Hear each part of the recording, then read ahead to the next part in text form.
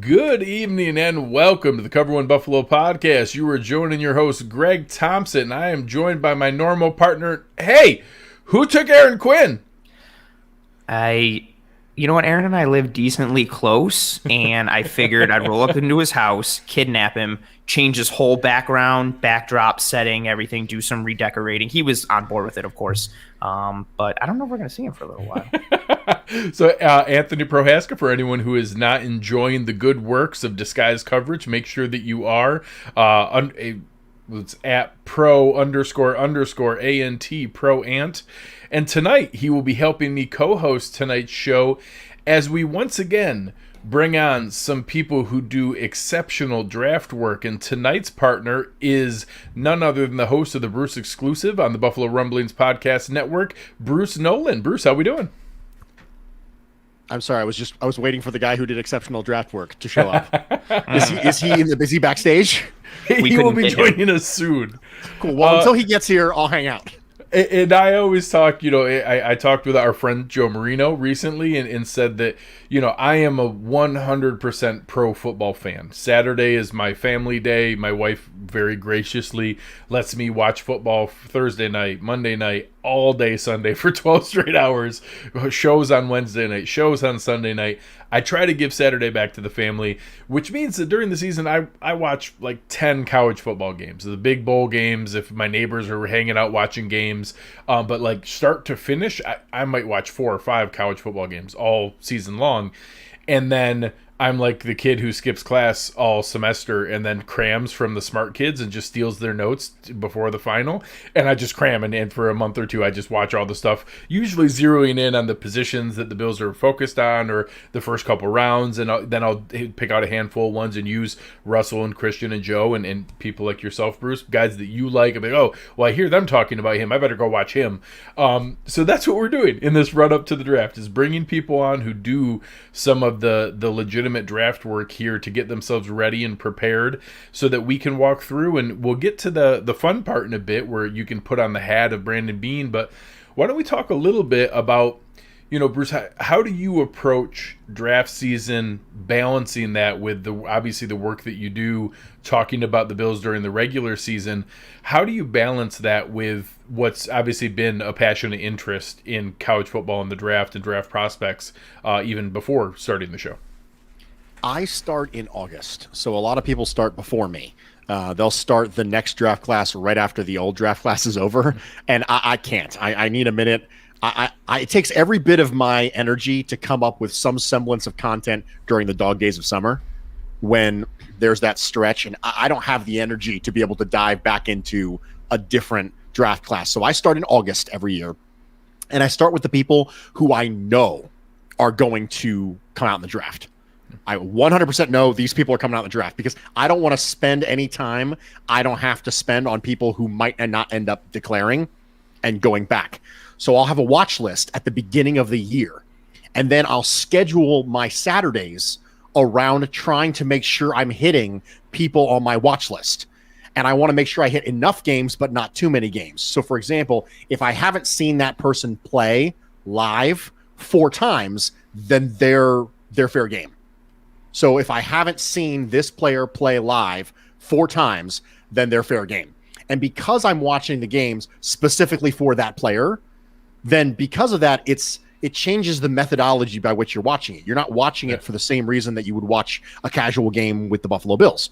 You're watching this particular player. Now, broadcast stuff is less valuable than all 22. So I have to go back at the end of the year and make sure that this stuff is correct when I have access to the college all 22. And then I have to go back again when I have Senior Bowl practices and things like that. A film that can help get you along the way. In addition to that, you can't really study safeties at all. I mean, just safeties from broadcast angle, good luck, And you know how much I love defensive backs. So corners and safeties are hard to watch live from that angle. You need to be able to. One of the things I really enjoy is when they do the national championship games and they do the all 22 live. Oh, I enjoy that very much. Just as a quick aside, how much would you pay for just having the option of watching football that way? They could take so much of my money. All of my money.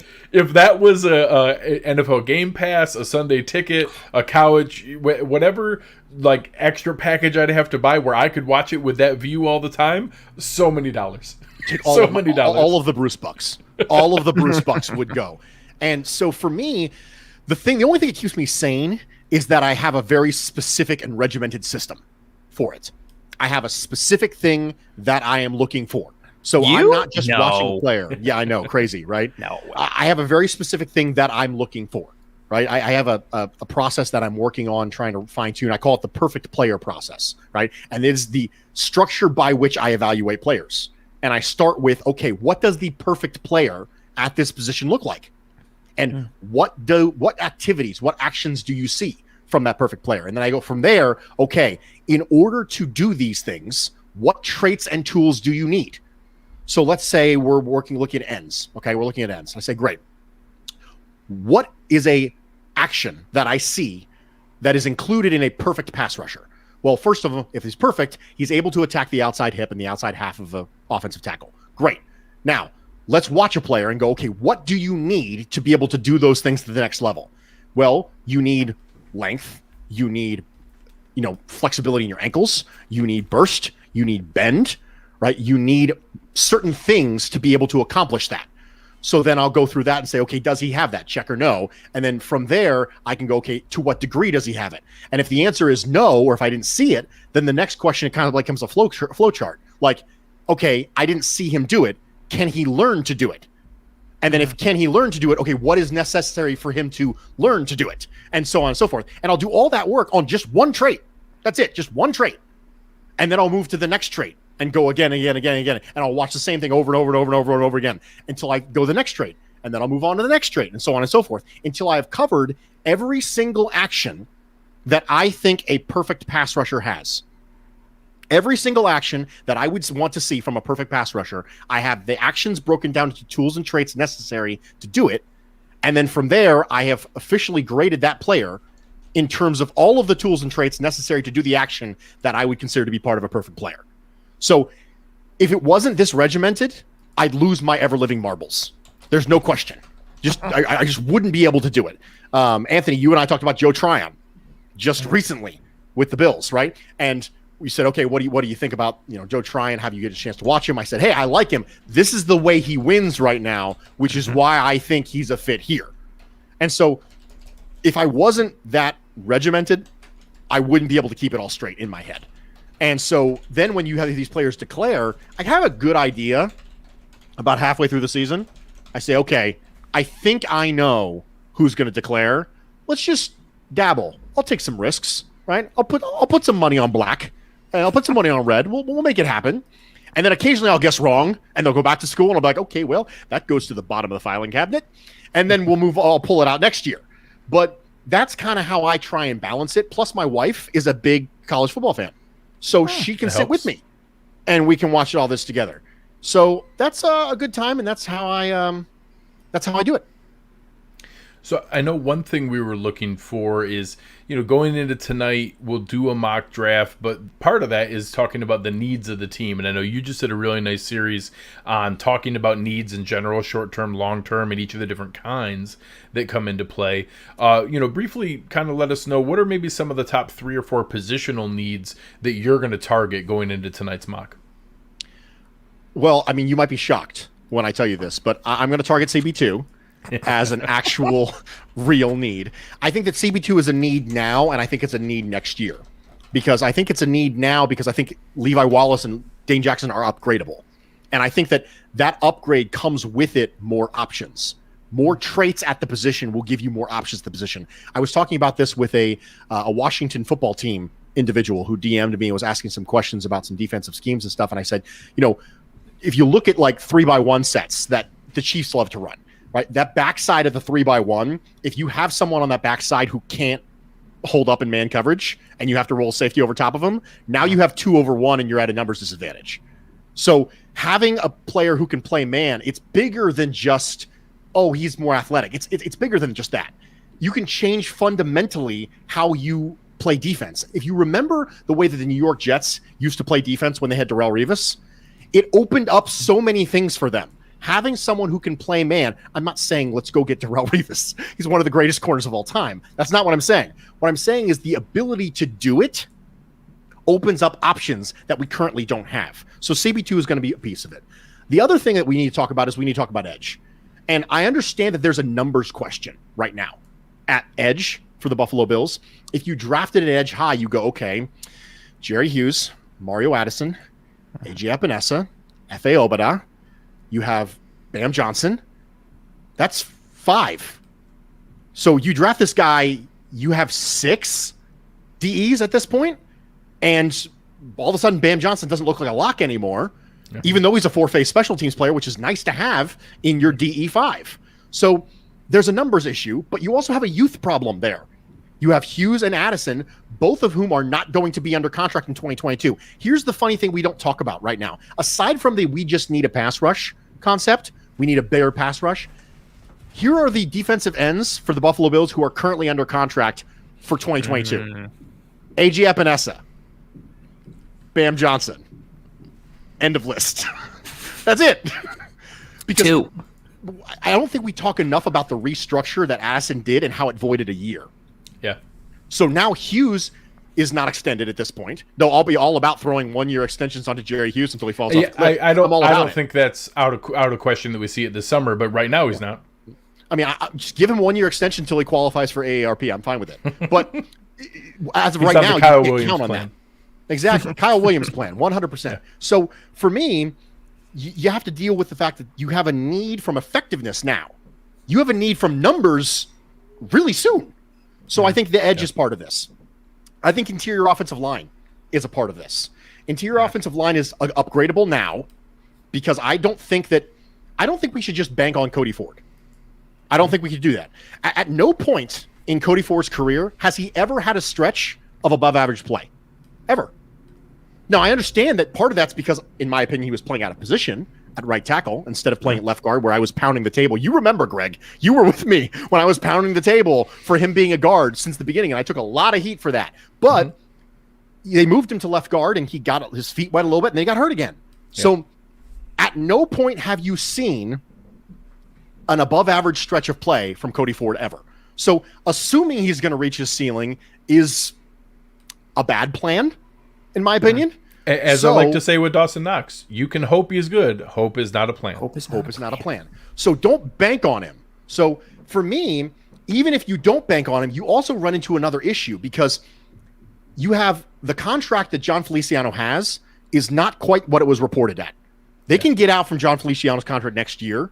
And you have Mitch Morse, who's perpetually questionable when it comes to one more concussion could end it. There's a reasonable chance the Bills need 3 interior offensive linemen next year.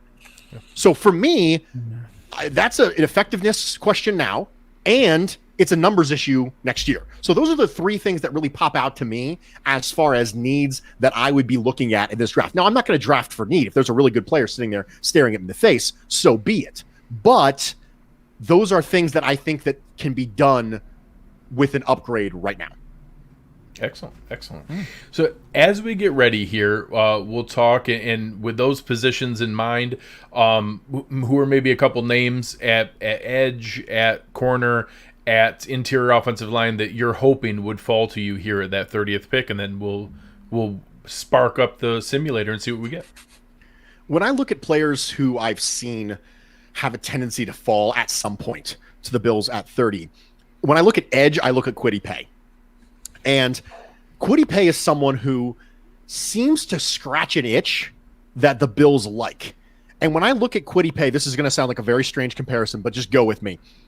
Dawson Knox comes to mind. And when I say that, Dawson Knox was a converted quarterback who had freakish tools, who you believe that your coaches could coach up. Kwity Paye is a converted running back who, again, has really great tools and is starting to find his own. I think that Kwity Paye is farther along in his development at edge than Dawson Knox was in his trajectory coming out. Watching Dawson Knox tape from Ole Miss was boring as heck. It was miserable. He just sat off the right shoulder or the left shoulder of the offensive tackle, partially in the backfield, and pass blocked, and then ran 2 routes. It was boring as all get out. You were drafting Dawson Knox almost entirely due to tools. Well, Kwity Paye is farther along than that. You're not drafting Kwity Paye entirely due to tools, because I think the light bulb started to turn on for Kwity Paye. And he's got a little bit of a shorter frame, but he's explosive.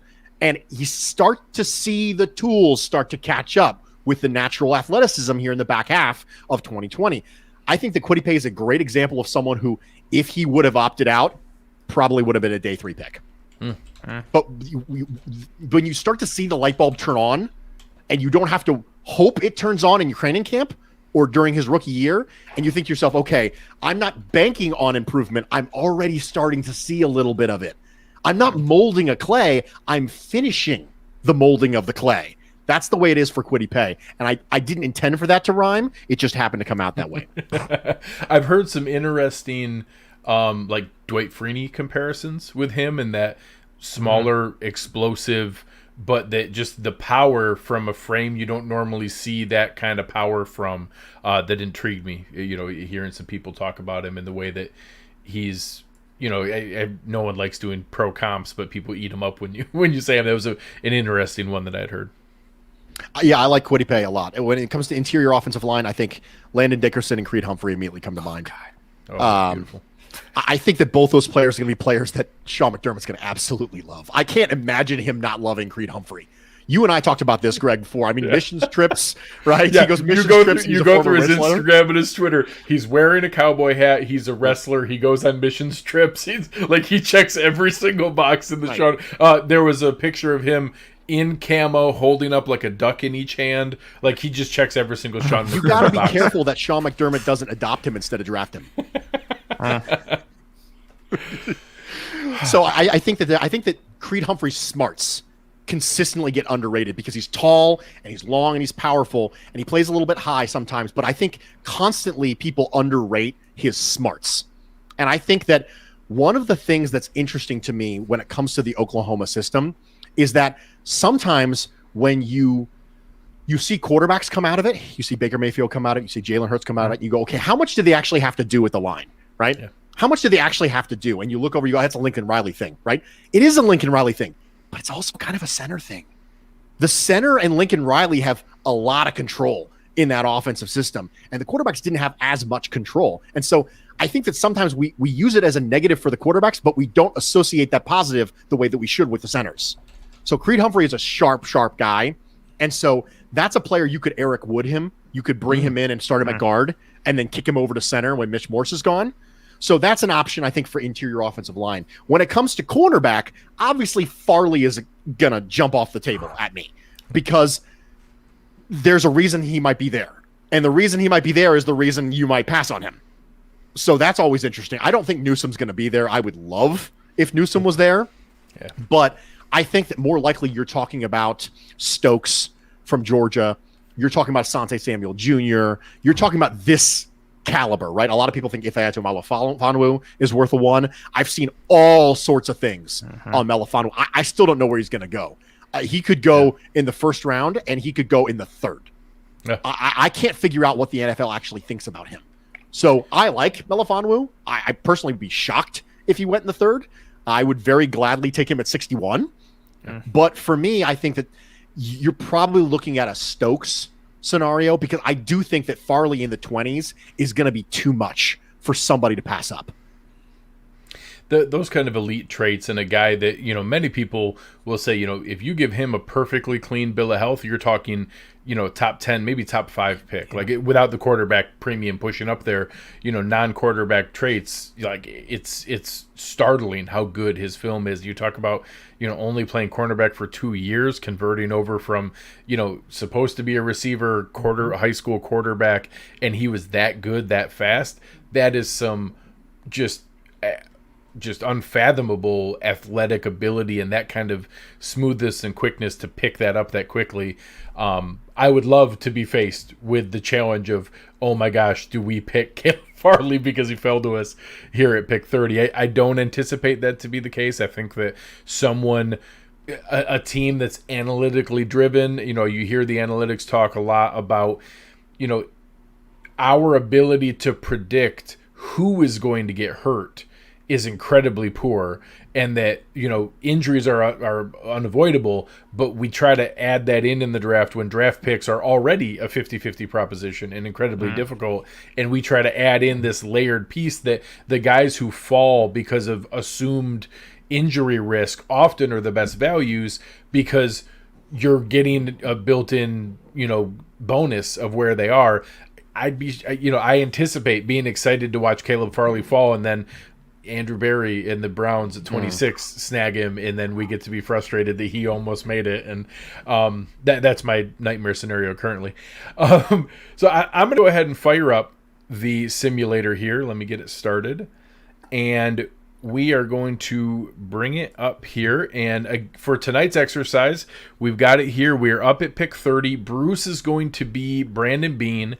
Anthony and I are both going to be Dan Morgan, and Joe Shane will lobby for some players here or there, and we will be able to make our case, but Bruce is making each of the decisions tonight and will walk us through his logic. So some of the guys here that have gone, we talked about, you know, the logical guys. Elijah Vera-Tucker went where he was supposed to. Jeremiah Owusu-Koramoah, a very popular pick. We did see Kwity Paye go at pick 10, which he probably deserves to be. All the normal cornerbacks off the board with Horn. Newsome rightfully going 24.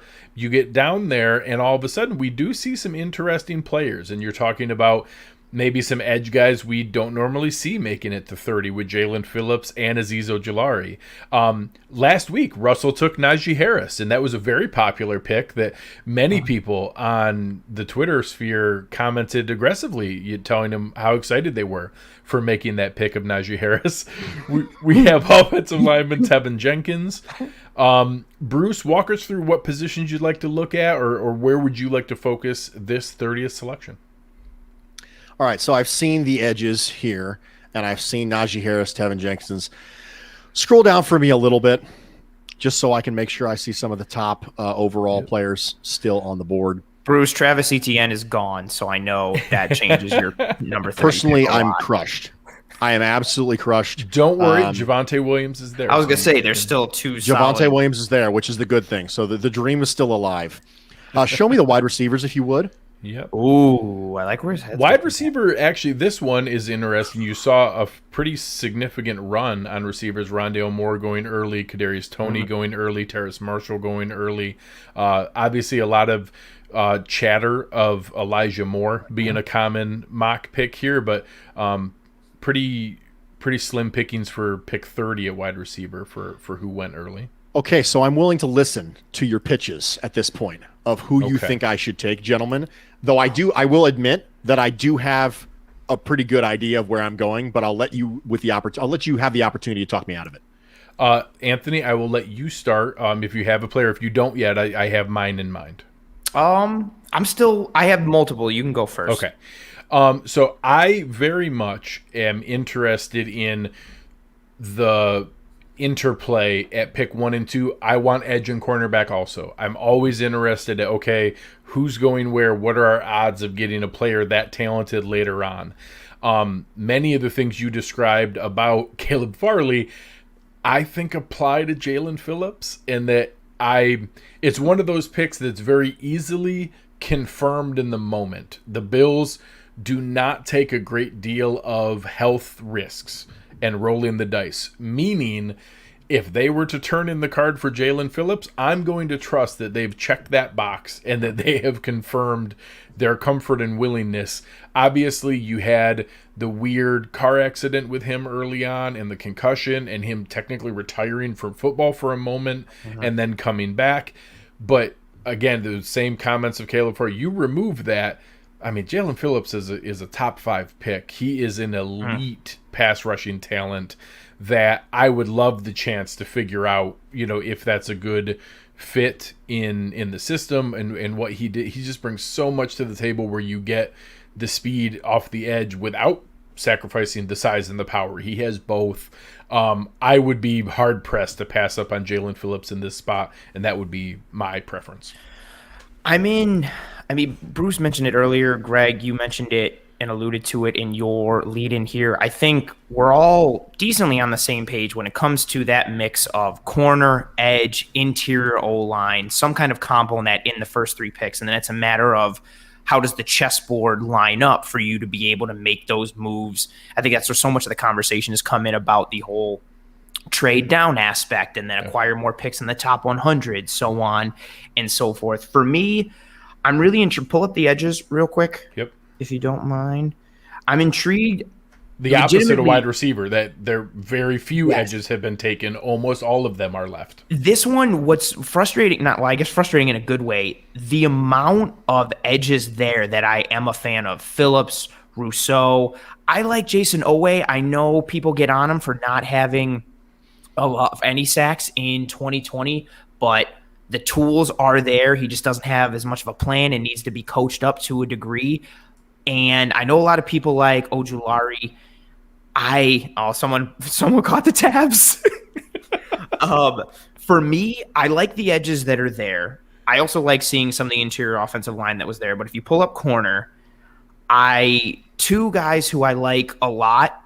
Asante Samuel's my favorite corner in this entire draft. I'm not saying that he's the best. I'm not saying that, but he is my favorite. I'm very comfortable taking him there at 30. However, seeing Eric Stokes there, Eric Stokes would be my pick. The size, the speed, knowing Bruce gave a great example with the Chiefs and that 3-by-1 set, knowing that you have somebody on the back end who's competent in a man coverage role, who can also function in some zone, who's physical, who has the type of body type and skill set and feet and eyes that allows you to play multiple coverages, to stay versatile in the back end, to disguise coverages, no pun intended. That's a huge, huge, huge thing for me. Much like Bruce, CB2 is a massive thing on my radar. It's not like the end-all, be-all need, but it is my number one priority at the top. And so I'm looking there at Eric Stokes. Okay, so duly noted. So I think that one of the things that's interesting about this spot is that you don't have an opportunity to get certain players of this type at 30 very often. If you look at specifically edges that are taken later in the draft, the hit rate for edge rushers taken later in the draft drops precipitously off. The back half of round 1 is not good, and round 2 through round 7 is not good. Most of the great pass rushers in the NFL were high first-round picks.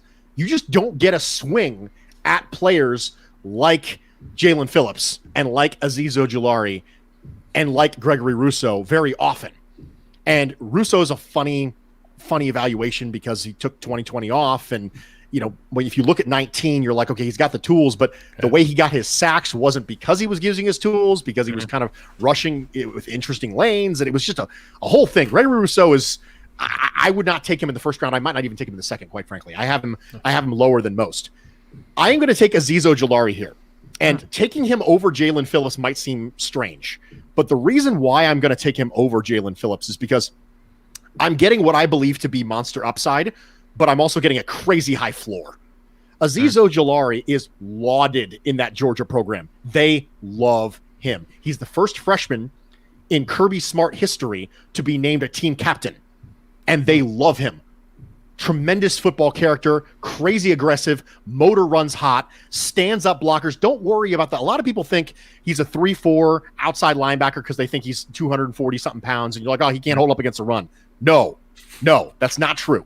That is not true at all. Okay. Watch some of the bowl games, watch the way that he aggressively attacks pulling guards and pulling centers, and try and tell me that he'll pop you.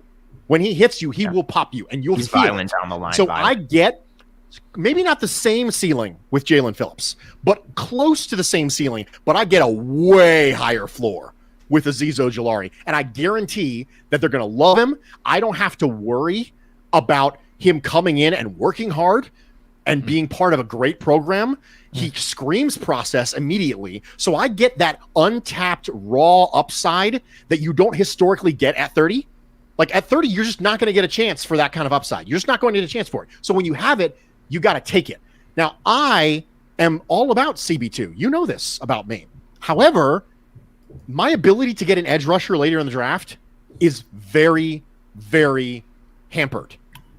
And I'm all about, if you're going to get an edge rusher later in the draft, bet on tools, period. Like, that's my whole thing. If you're going to take a swing, because really what it is, it's a swing. It's a lower hit rate than other positions later in the draft. So if you're going to take an edge rusher later in the draft, just go tools.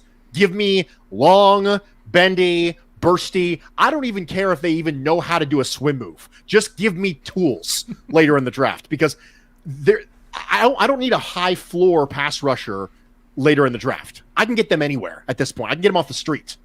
But for me, I'm not going to have an ability to get an Azeez Ojulari-like ceiling, and I'm not going to have an ability to get an Azeez Ojulari-like floor. So that's why I'm taking him. I like it. Just as a quick confirmation for those listening, we are going to do just picking the picks as they come. We're going to do 30, 61, 93, 161, the whole way through. We are not going to entertain trades. I am a proud premium member of the Draft Network. I actually logged out of my premium account just so it wouldn't throw the trades at us.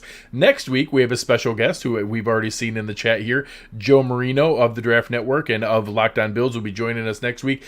He has spoken a lot about the value of potentially trading down, trading back up. We're going to do that exercise next week, but tonight we're going to focus just on the picks that are in place. So anyone yelling at Bruce that he should be trading back, we removed that tool from his tool belt. It's not Bruce's fault. We did remove those options from him this evening.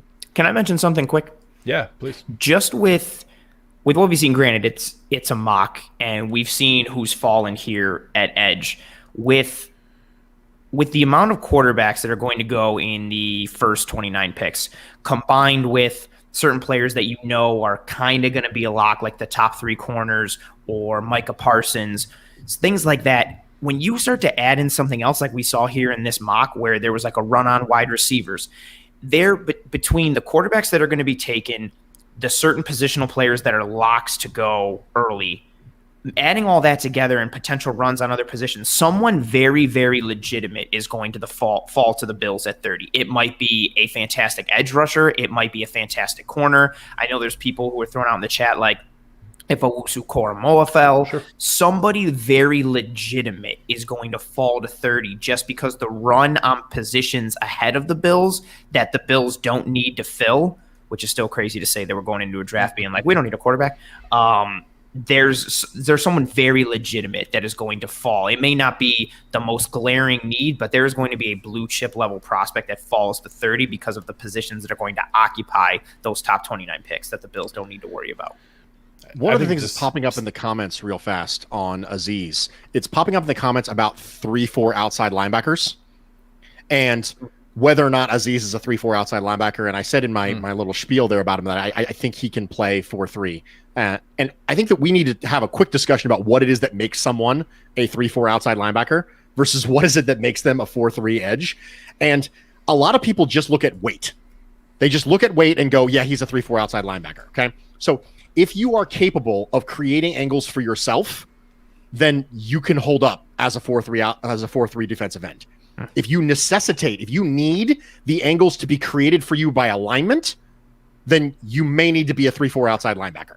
And Azeez Ojulari has the strength necessary to not play around the outside hip of the tackle, to play through the outside hip of the tackle. And that's why I think he can do it. I mean, this is a guy who is, 8 pounds lighter than Jerry Hughes? Yeah. Like, it's not that big of a deal. I think some people you see some measurements somewhere at 240 even, and he was at his pro day and at others at 249 and said that was closer to what he played at. So I think that was also, not that 9 pounds is a world of difference, but it's a little bit different in how you view a player. So for me, the thing that makes you a 3-4 outside linebacker versus a 4-3 end is not just your weight. Yeah. It's about what are you capable of doing and what do you have to have schemed for you. This is what the Joe Tryon situation that you and I were talking about, Anthony. I think Joe Tryon's someone who at this point needs to have his angles aligned for him to help him bend. Azeez Ojulari is not someone who needs to have that. So for me, I am absolutely 100% confident he can play in a 4-3 because it's not about weight. It's about your ability to create those angles for yourself rather than have them schemed up for you. So when you have the kind of strength that he has now, I understand the moves are a little bit limited. Okay. Azeez Ojulari needs some work on counters and he needs some work on those moves, but it's not like he can't do it. It's that he hasn't developed the counter moves yet.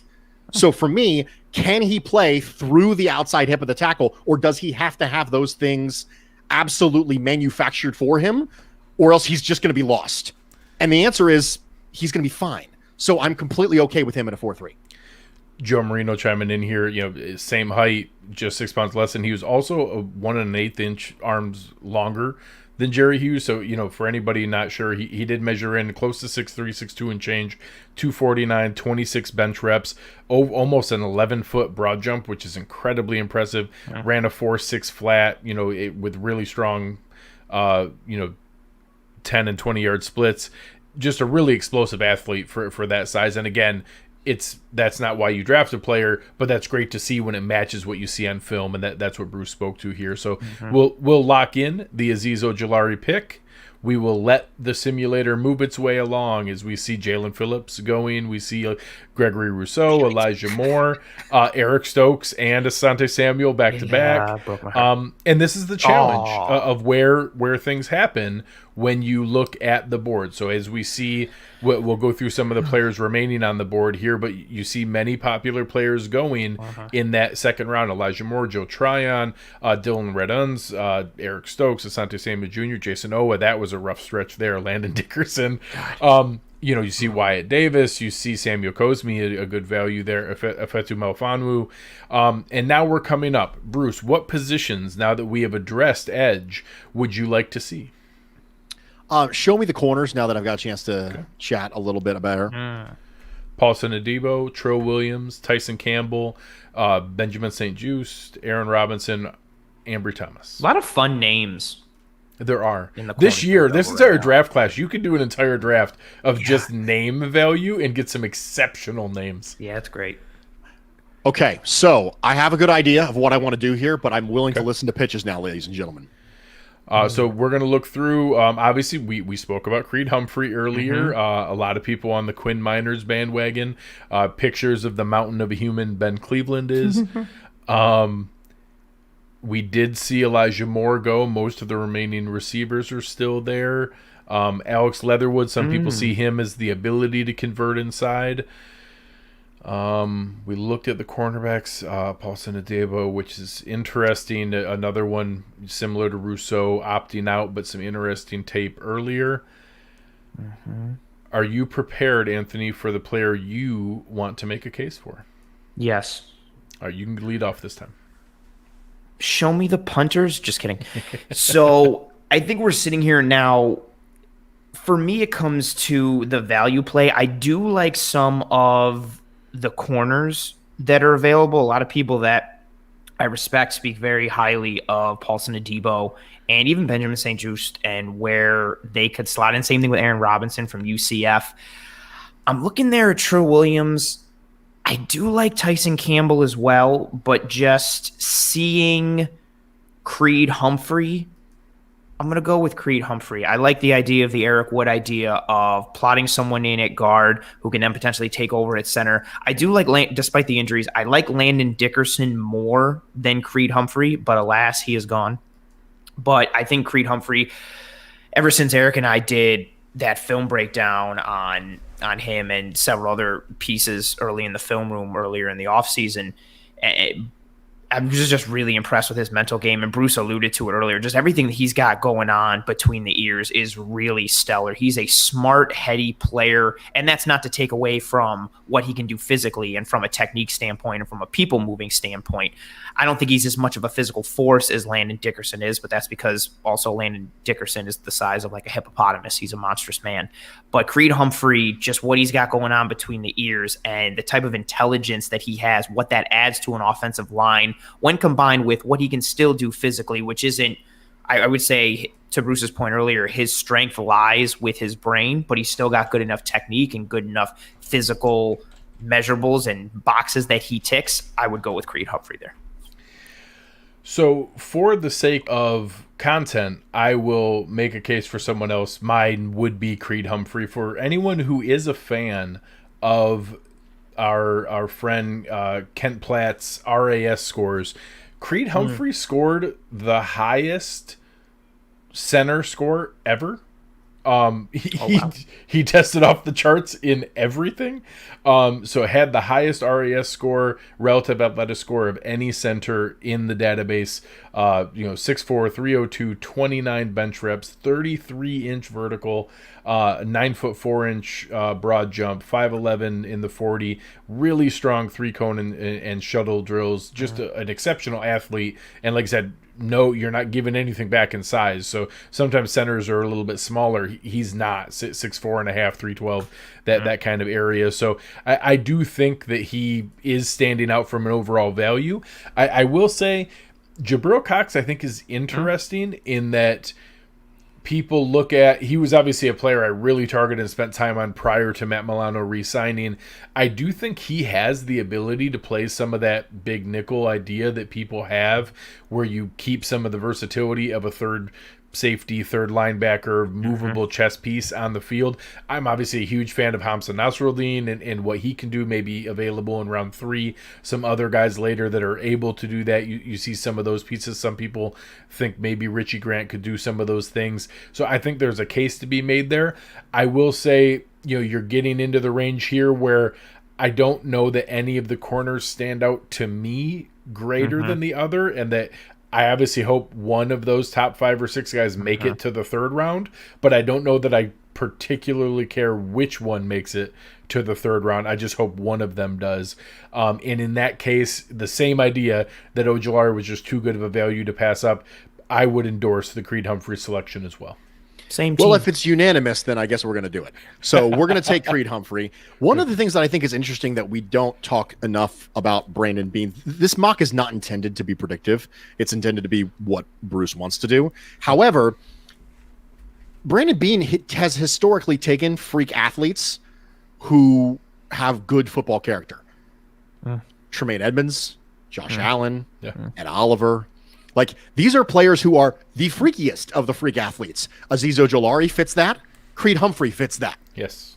If you look at players that Brandon Beane has historically taken high, now in the back half of the rounds, his mentality shifts. I mean, you don't take Jaquan Johnson or Devin Singletary if you're worried about freak athleticism. Those players are not. And as much as I loved watching those films, so it's almost like he goes through a paradigm shift. Brandon Beane does. When he hits the third round, he goes, okay, now I want to care about tape more.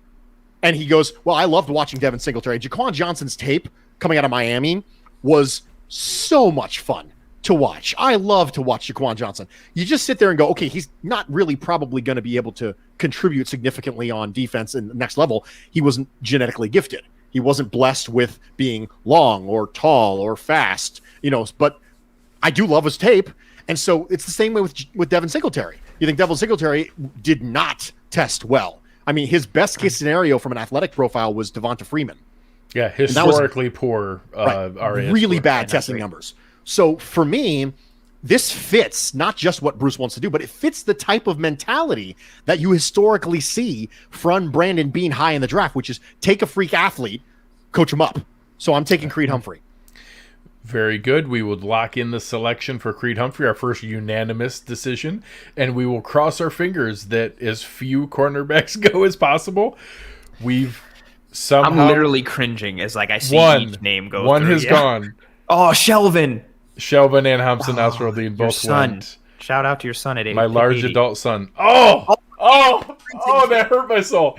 All right, so very similar to the NFL draft. As you see these things going, tonight we're not doing trades. There were a few scenarios here where I don't know if Brandon Beane or the front office will love Hamza Nasruddin or Tyler Shelvin as much as I do, but as we got closer, I do have a feeling that if Tyson Campbell started to fall, maybe around pick 89, 90, 91, maybe you see Beane jump up. We did get sniped here, and he did go at pick 92.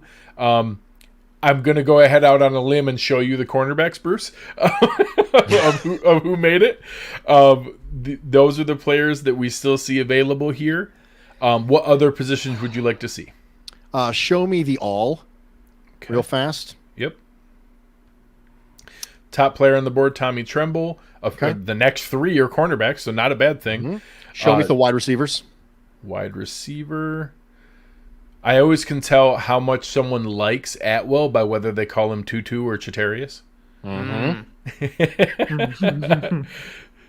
All right, and now show me the defensive tackles. Defensive tackles. I'm tempted to take Marvin Wilson here, even though it's a crazy reach. I'm not going to. Oh, wow. I literally was looking at that too, but I was like, Yeah, it's so early. It's a crazy reach, right? Yeah. But I'm tempted mostly because I don't have a fourth. Yes. That's the reason why I'm tempted to take Marvin Wilson here. I'm not going to, but I'm tempted, just so you know. I actually like Wilson and Tadarill Slayton a lot more than some people do. Yeah. Bruce, let me ask you a question. Based on that, well for as big as he is. Oh, very true. Bruce, based on your statement there with Marvin Wilson, if Tyler Shelvin were here and everybody else was still... I think about it. Copy. Yeah, I think about it strong. I think we need to have a discussion about Florida State players right now. We need to have a discussion about Florida State players. Florida State coaching has been terrible the last couple of years. Yeah. They have gotten really good recruits and promptly driven them directly into the ground.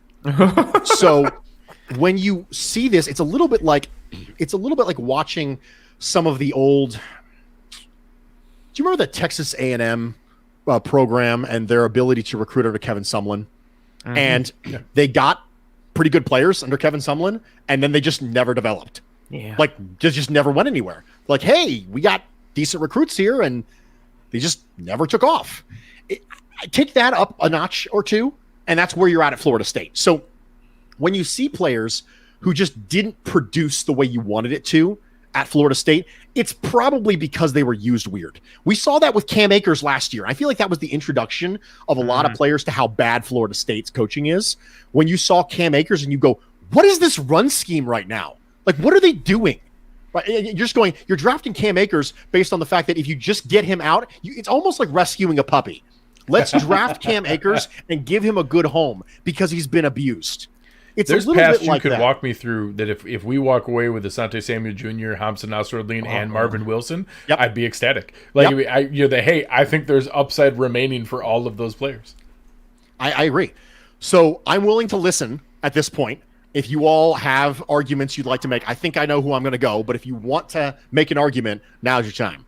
Greg, you can go first. I'm looking up RAS scores to help determine my final thought. So in this case, that where we're at, I do think that we get dangerous if we don't pick a corner here, that it gets challenging, and that I'm going to lean into, I want to see, we know what Sean McDermott and his scheme and system have been able to do to coach up lower athleticism. I want to see that with a ball of clay of traits and athleticism and size. For this argument, that drives me towards a Benjamin St-Juste and kind of curious where that falls. I'm interested. I think that someone like Kelvin Joseph is probably not on the Bills board. I don't know that he sounds like the kind of player that they're going to be focused on. And remember, the right kind of people and those kind of locker room fits does not mean choir boy. It does not mean never been in trouble. When there are questions with motivation in a player's past or their love of football, that is a disqualifier often in the Bills system. I don't know Kelvin Joseph. The things that I've read and seen, those are questions that come up. So otherwise, talent-wise, a player that, on his tape and his athleticism is interesting. I would make the case that Benjamin St-Juste and his ridiculous 6'3" frame and being able to move reasonably well at that size, I'd love to see them try to turn that into where not only could he possibly just be an outside corner, maybe he's the big nickel person that kind of roves in that joker role that they'd be able to move around and play with differently. I think he has some versatility. I would make the case for Minnesota's Benjamin St-Juste. Show me the safeties real quick. At safety, we have James Wiggins, Hufanga, which is interesting at USC, and a player that at one point was, a potential talked about as a top half of the first round pick in Richard LeCount. Some interesting pieces there, and I know our friend Joe Marino is a fan of Derek Forrest. There's also some people who like Ardarius Washington out of TSU. Man, it's crazy to see. I remember looking at rankings before the season started, and people had Paris Ford as their number one safety and like a top 20 prospect. It's so crazy to see how far he fell. Go to corners. I'm in a very similar boat, and for me, it's deciding. I think those corners are all, ironically, since they're here, in that like next tier when you're looking at Trill Williams and St. Just, also again a fantastic name, Benjamin St. Just, really like what a beautiful name. Aaron Robinson, Ambry Thomas is a very interesting thought here, especially with his speed. I'm torn, and yeah, I'm gonna go with St. Just as well. I like his length. He ran a 4.51. Which isn't the fastest, but when you combine it with his size and his length and his body type, I'm willing to take that and plugging that into a rotational piece at corner, seeing what we can get out of him. I think, yeah, developing him, Greg, I think you hit the nail on the head with taking guys who aren't the most gifted athletically, but then squeezing every ounce of blood from the stone and polishing them off and getting players to where they need to be. I like the St. Just pick. I would be comfortable with a decent amount of the corners there, and with what we talked about with addressing needs in the beginning of this pod and then seeing how the first couple of rounds have fallen, we address the edge, we address the interior O-line. I'm not coming into this pick thinking corner or bust, but the corners that are available do present good value at this point. It's just a matter of which do you like best and what fit do you like, and I'm going to go with St. Just, and it's not just because I think his name is fun and I love it. Okay. I am going to overrule both of you. I am going to take a corner, but I'm going to take Trill Williams. Okay. The reason I'm going to take Trill Williams is I actually think that something that we sleep on from Trill Williams is his ability to be a big nickel player. He's a 208er, right? He's 200 plus pounds, right? And if you think about 210, you look at people like Jeremy Chin, you look at people like Shaq Thompson, the low 200 players. And Trill Williams has experience playing there in the nickel. And this is still a 4-4 guy. And I think Benjamin St. Just, I was shocked by his pro day stuff. I thought he was a good athlete, right? But that athletic stuff took me by surprise. I thought he was a cover 3 boundary corner, Benjamin St. Just. That's what I thought. And I was like, okay, that's fine, but I'm trying to get away from that sort of archetype. So when I saw the athletic testing from St. Just, I was like, oh, really? Okay. I didn't see it quite like that. But okay, Trill Williams, I saw it. He flashes. And he's willing to, if you think about what are the things that we like about Taryn Johnson in the nickel? We like that he's a good run defender and he'll trigger downhill and make plays. Take those things, but give him a better coverage profile. And that's what I think Trill Williams gives you. Now, I do think he might struggle with some of the smaller, shiftier receivers in the slot, but I just said Trill Williams is a big nickel and evaluate him as someone who could potentially be outside corner, because I think he's a tweener in a good way. When I say tweener in a good way, I mean someone who I think can play outside, but could still kick inside against larger slot receivers and or flex tight ends. So for me, I'm not pandering to the Syracuse people by any means, but Trill Williams is someone who I really, really like a lot. And I think that there is a reasonable discussion to be had earlier this offseason, before people started to fall in love with Ifeatu Melifonwu. There was a reasonable discussion to be had about whether you liked him or Trill better. And I don't like Trill better, but I do think that both of them are pro cornerbacks. I think they both can play in the NFL. And I'm going with Trill because there's something about Benjamin St. Just tape that just makes me think he's a boundary cover 3 quarters kind of corner. And the athleticism, I'm not saying it's a mirage, because that's not true. He obviously did those things. It just didn't flash for me the way it did for Williams. Very interesting. I like it. I think it's fair to be able to look at that. Both Greg and Bruce, what are your if Tyson Campbell was here, what's the thoughts on that? You want to go first, Greg, or you want me to go first? Go ahead. Tyson Campbell fits the ball of clay thing that Greg brought up and that you brought up, as far as finding someone who's an athlete. He's an athlete right now who doesn't necessarily look like he's a corner. He just looks like he's an athlete. So if you look at things and you go, okay, I think we don't need a corner this year. I think we need one next year. Then that you might take Tyson Campbell. If you look and say, hey, we can upgrade right now and have somebody who can slot in as a, pun intended, slot corner, or potentially someone who can compete with Levi Wallace and Dane Jackson on the outside, then you probably don't take Tyson Campbell right now, because there's some basic corner instincts and awareness that make you wonder a little bit about Tyson Campbell. And he's fast in a straight line, and I think he's got all the measurables you need. I think he can be sticky. He's got fluid hips. But occasionally you'll just watch his tape and you'll go, what would you say you do here, Tyson? Like, where are you going with that? Like, what was the plan there? And I think sometimes he just looks a little bit lost. And when you have something in a Georgia secondary that's so unbelievably well coached, that sticks out to you. No, I agree. And he is exactly the kind of guy that I'm talking about, that you're hoping that Sean McDermott's scheme system and their ability to coach up lesser athletes would translate in that kind of player with the size, frame, length that he has. And I think that some people were maybe a little disappointed in some of his testing scores. But I think that, again, it's hard to know exactly how that translates in his play. And, can you coach, the ability to find the ball in the air, those kind of instincts, and that ability to play the ball live.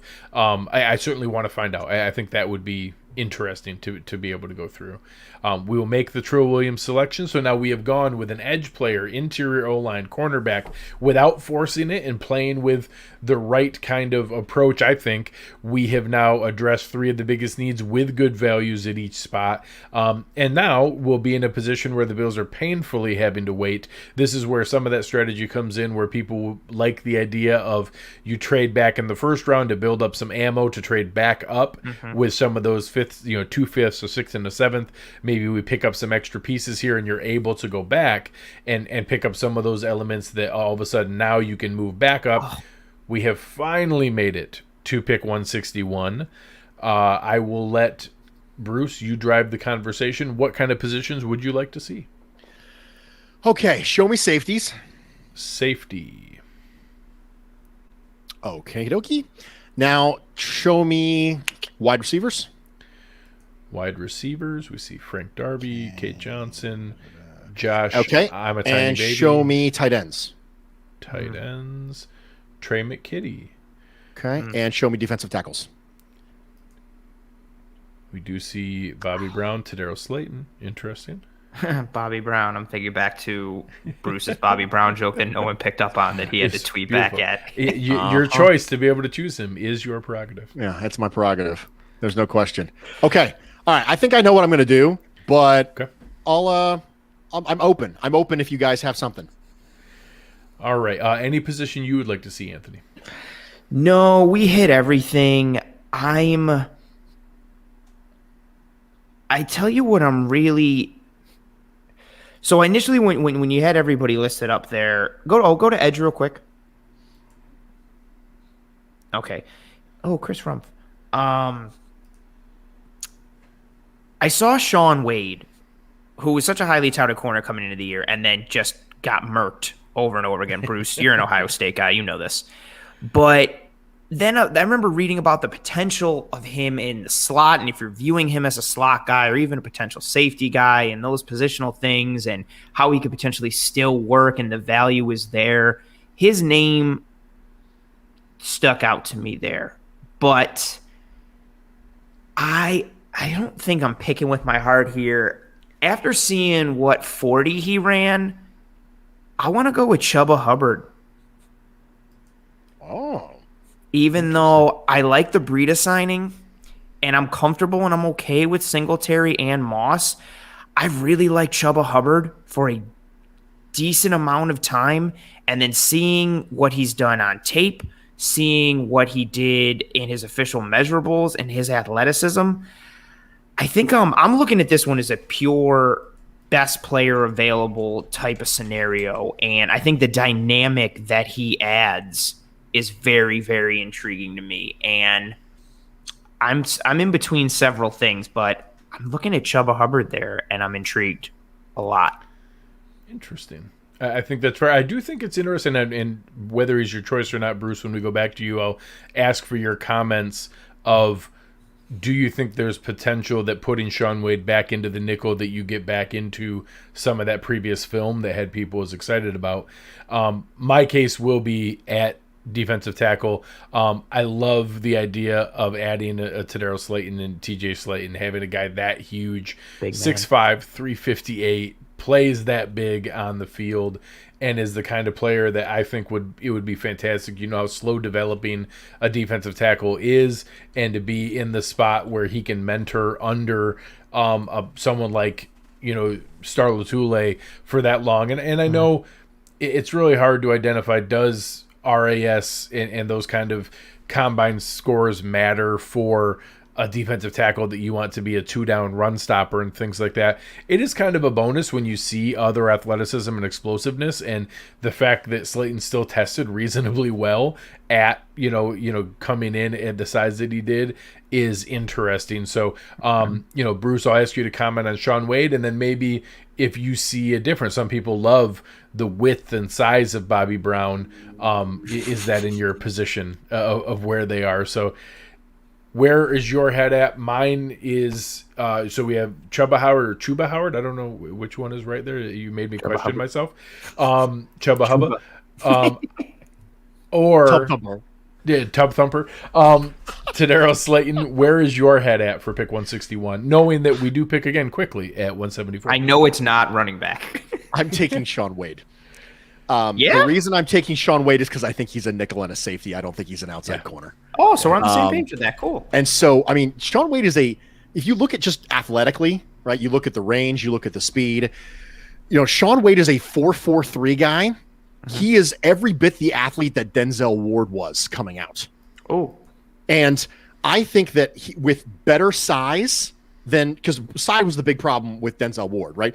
He just doesn't have outside coverage instincts, but he was a terror in the nickel. And I think that one of the things we don't talk about basically at all right now is that the Bills' safeties are lacking behind our starters, Micah Hyde and Jordan Poyer. I just said that I don't want Jaquan Johnson to play meaningful defensive snaps. Bruce, unless you want to know why? Why? Well, I don't know. Dean Marlowe's not right there. He's not right there. He can't be right there. And that's the problem, is that Dean Marlowe is no longer right there. And so for me, unless you're going to just decide you're going to play split safeties, like you have to. Yeah. If you put Jaquan Johnson on the field, it is malpractice at that point if you're not playing split safeties, because you cannot ask him.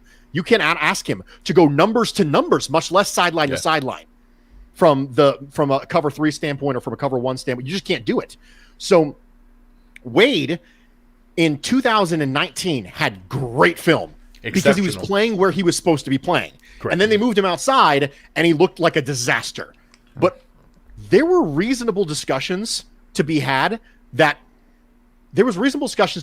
Damon Arnett, as he came out, was not even the best corner on his team at that point because people were waiting for Shaun Wade. And then they moved him outside and there was all this hype and he just didn't deliver this year. And I want to think it's because he's in the wrong spot. And I'm completely okay moving Shaun Wade to safety. Ladies and gentlemen, what pick are we at right now?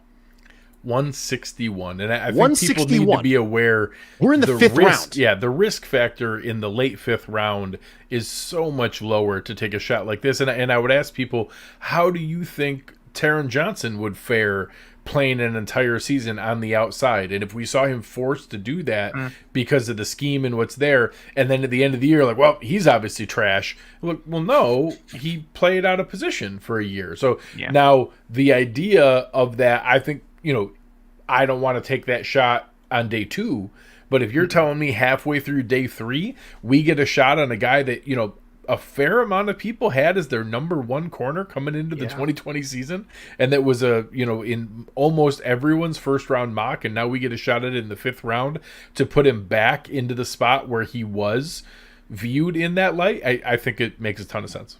All the goodwill that I built up by taking Azeez Ojulari immediately lost by taking Shaun Wade. But the chat is against you, Bruce. I am an Ohio State fan.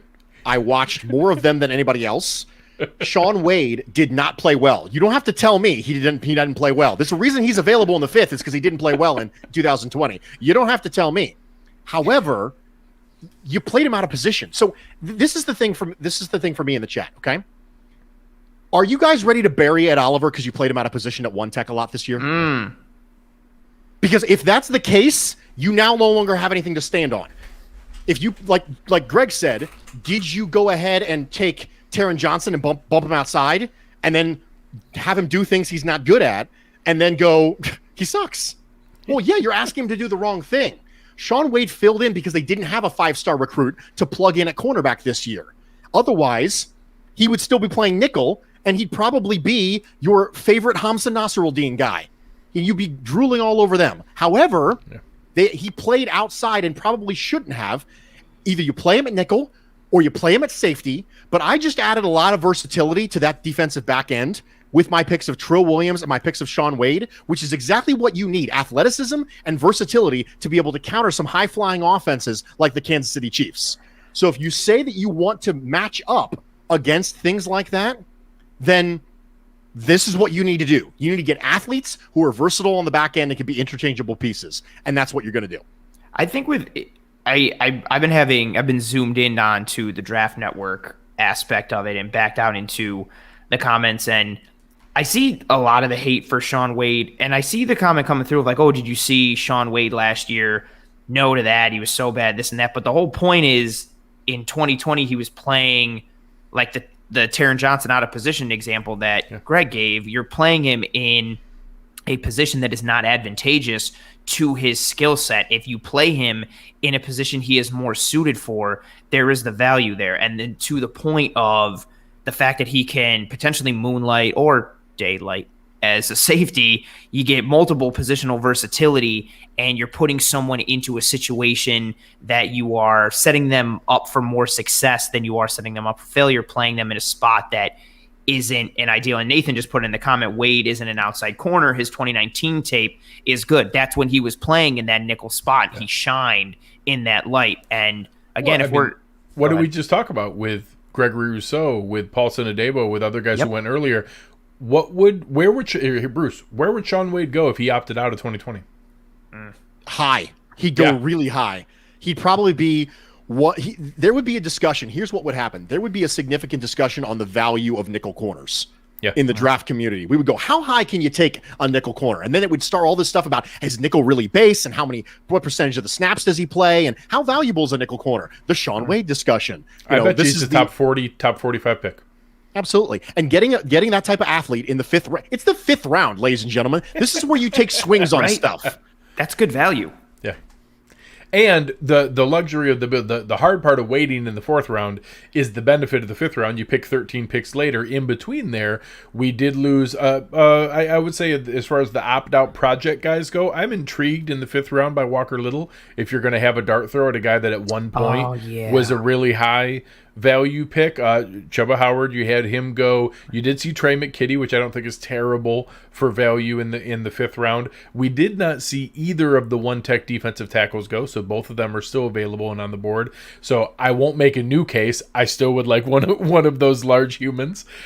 Where is a position that you would like to look at, or do you want to talk about Josh? I'm a tall baby.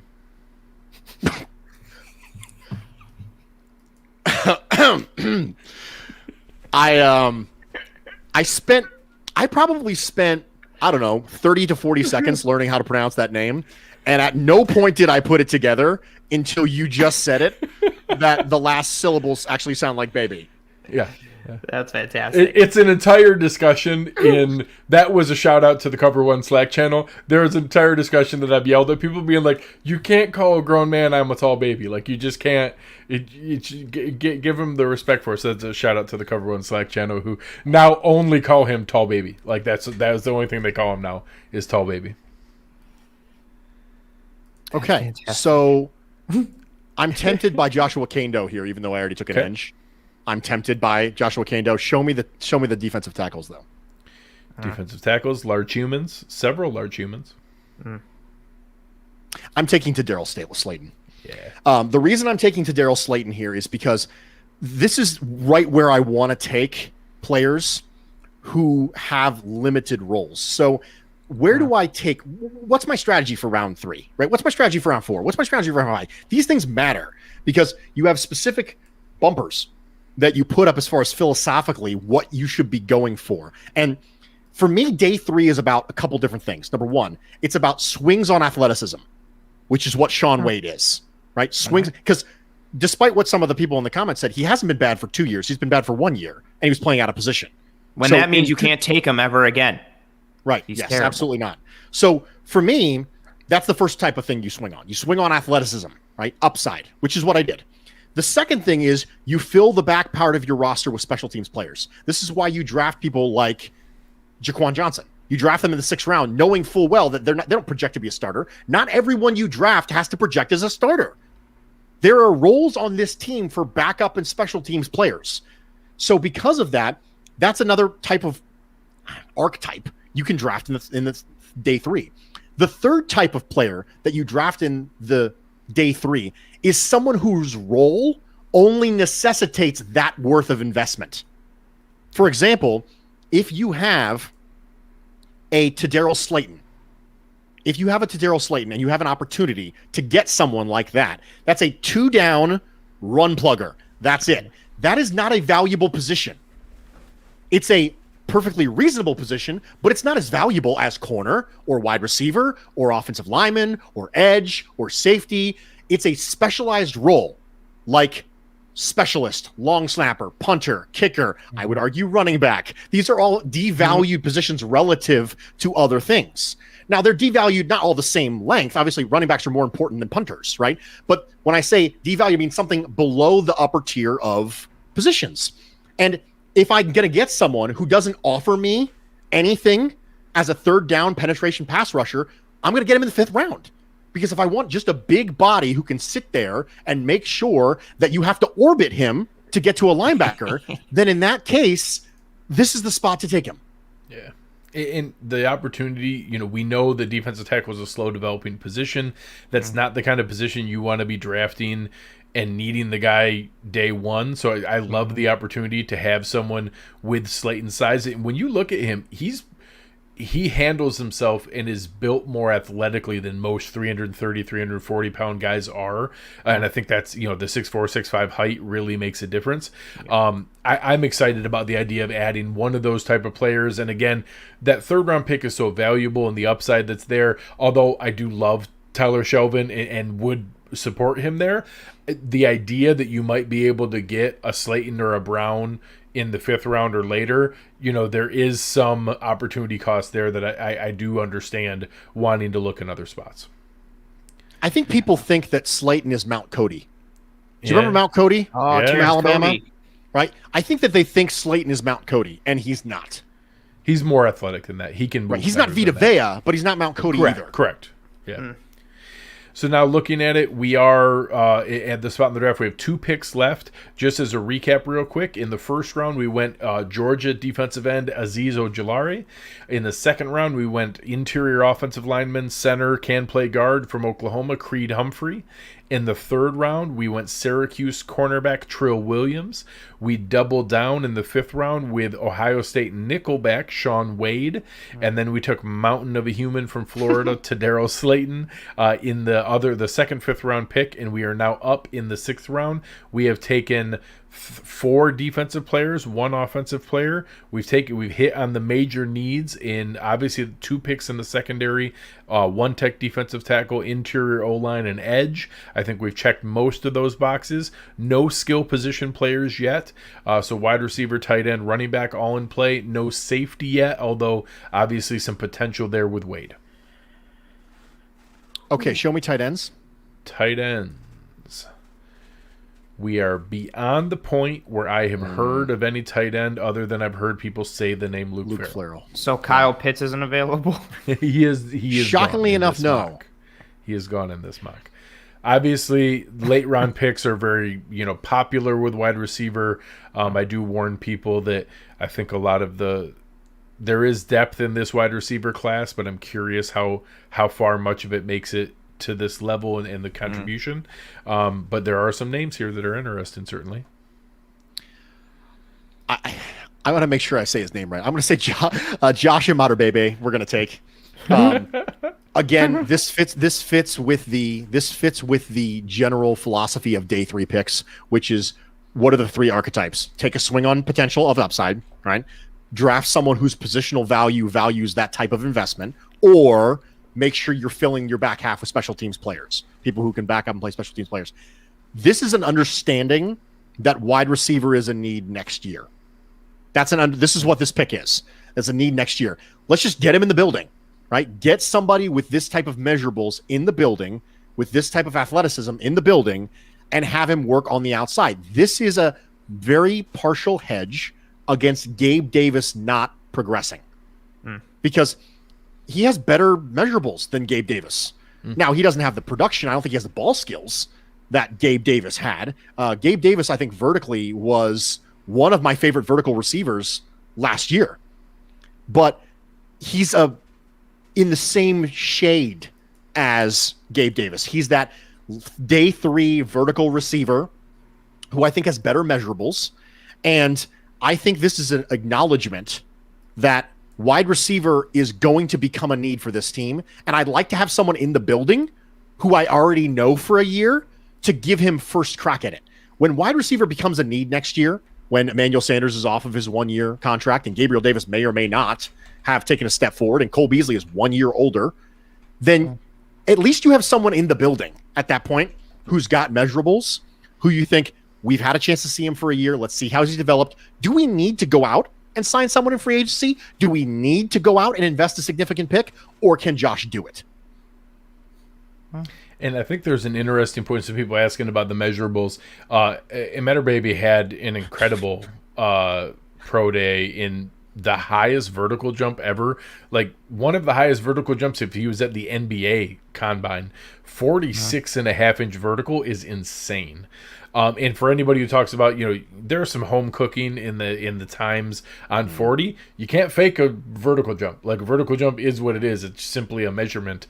And the same thing on over an 11-foot broad jumps. You're talking about elite historic levels of explosion with 6'2", 220 and ran a 4.48 40. So still very quick.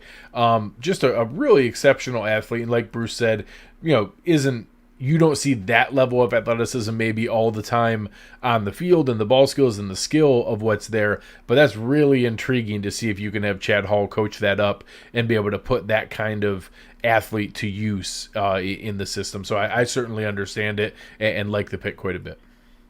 Yeah, I'm also in that. I think everything we said spot on there for wide receiver. I'm also thinking Daz Newsome or Cornell Powell. I really liked him at Clemson, and the sample size thing is so intriguing to see what he did in 2020 and how he flashed, and if you can build that consistency and see what you get. But Newsome is intriguing as well, and then the punt return versatility with Daz Newsome is very interesting there. But I think receiver is a solid for everything that Bruce said as well. Like, take a flyer on that because next year it's something to build towards and look towards, because there's still, despite having a quality room this year, there still are some kind of questions going forward years after. So, Bruce, some of the positions you've asked about thus far, here are the tight ends that are still on the board. Wow. Here are the safeties that are still on the board. Jacoby Stevens.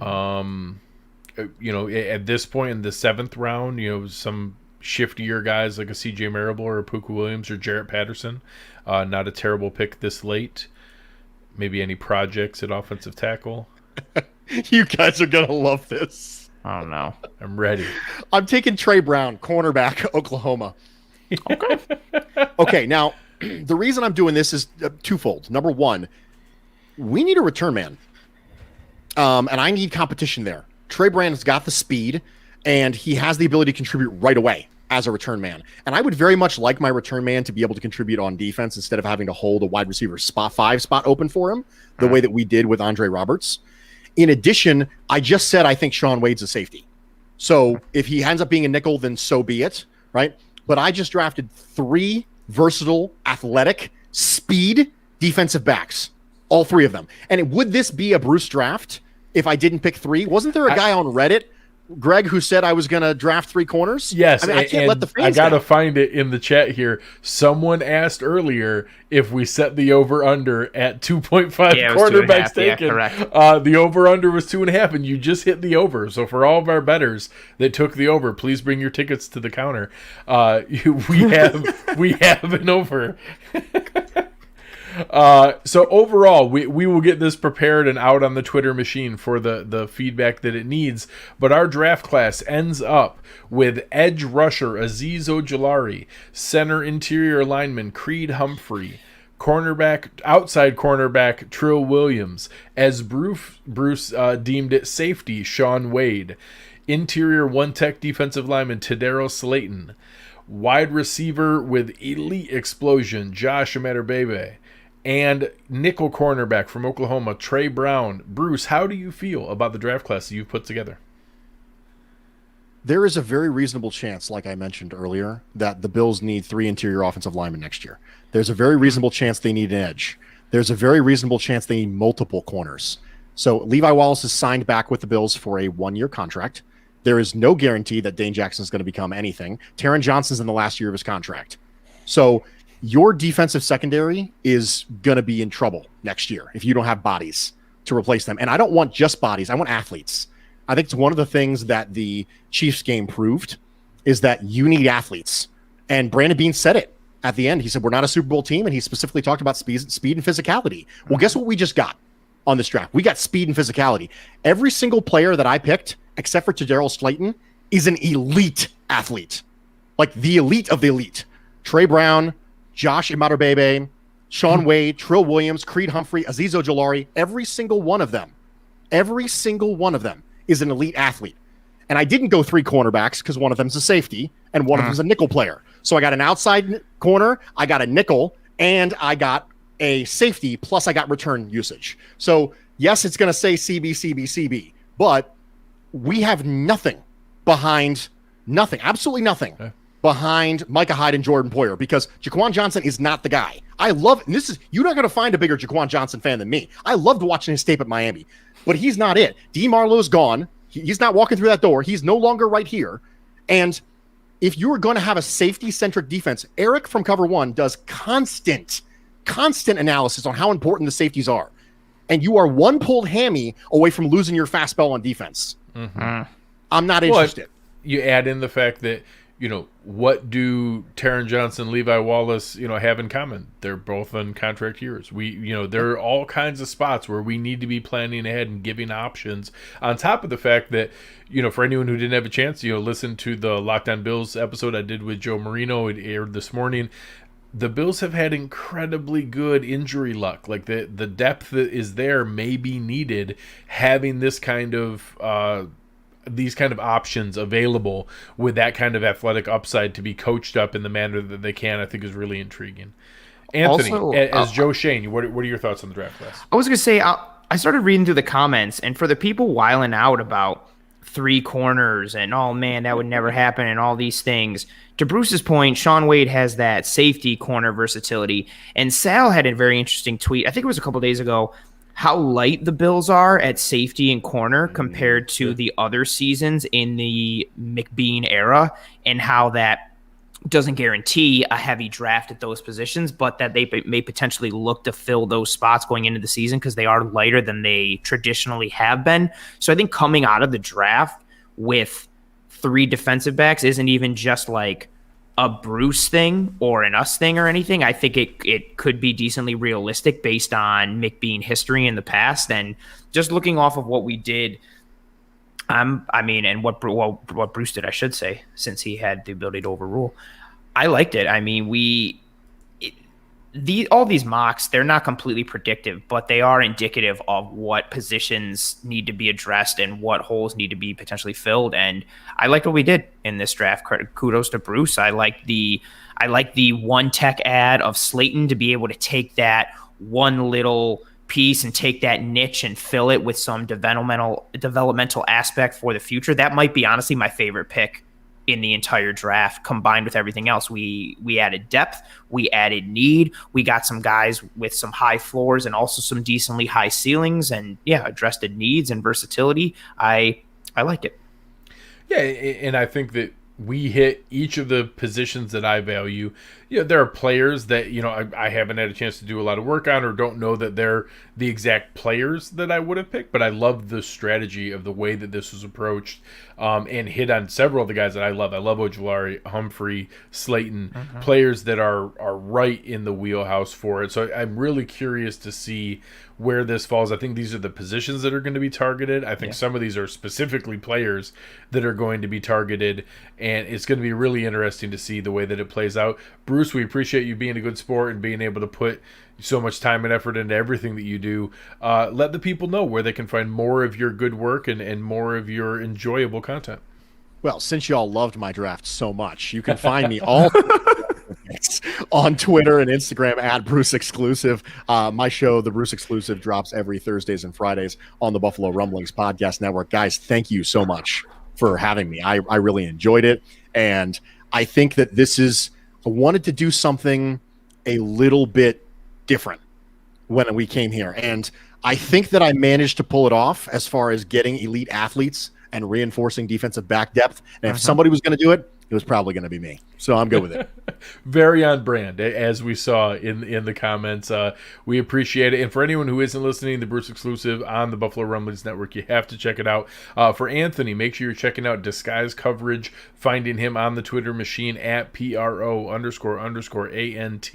You can find me on the Twitter machine at Greg Thompson. For Bruce Nolan, for Anthony Prohaska, I've been Greg Thompson. You've been listening to Cover One Buffalo, and we are